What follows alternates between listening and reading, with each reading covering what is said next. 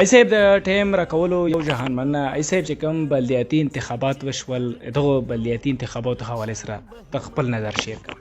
زه ټول تحصیل جمرو ته د دغه خبرې مبارکباد ورکوم چې موږ په علاقه کې په اول ځل دومره په ارامن طریقې سره لوکل باډي الیکشن مشو.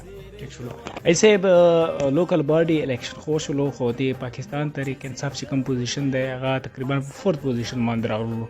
دې حواله سره غیر سرکاري نتیجې مطابق زه الحاج سید نواب له مبارکباد ورکوم چې دا په فرست نمبر باندې راغی، په سیکنډ نمبر باندې سید غواس راغی او په تھرډ نمبر باندې سعید راغی.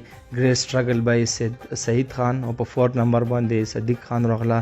زه ګریټ ورک بای پی ټی آی 1 پلس ووټ اخیستی دي. ماشاءالله دا ډېر ښه ووټس دي چې په هر یو وی سی باندې مونږ کوم کینډیډیټ ولاړو په کار دی چې دا د دغه نه لرنینګ وکړي چې آیا مو دا ووټ څه کم اخیستی دي. په فیوچر کې زه په ځوان کې کم چینج راولم چې دا ووټ زیات کم او کم واجه واچي په دا واجه باندې دا ووټس کم. ایسه ځنې ملګري ډیزر ډسکریج شوي دي دغه خپل پیغام دی. هسې ډسکریج کېږي. مونږ 4000 پلس ووټس اخیستی دي. دا خو څه کم نه. په دا الیکشن کې وړې غلطۍ شوي. ان شاء الله تعالی په مستقبل کې که دا غلطیانې مونږ ځان نه وباسلې نو ان شاء الله تعالی پی ټی آی بیا په ډېر ښه صاحب د پاکستان تحریک انصاف سره تاسو چې کومې هلې ځلې وي هغه مخکې هم وي که نه اوس تاسو لږې هلې ځلې سټاپ کوئ که نه همدغه شان د وي کنټینیوسلی ساتئ؟ هو اف کورس وای ناټ. اقرا د کوېسچن ضرورت خو هم نه و.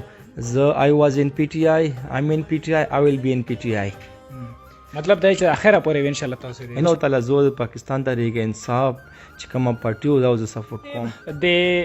د ټي آی پی تحریک اصلاحات پاکستان پر روانو الیکشنو کې کومه هغه پارټي چې ته چې دای مقابله وخت کې پاکستان تحریک انصاف د ټي آی پی مقابله کړې ده او ان شاء الله پر روان وخت کې ولا ډېر ټف ټایم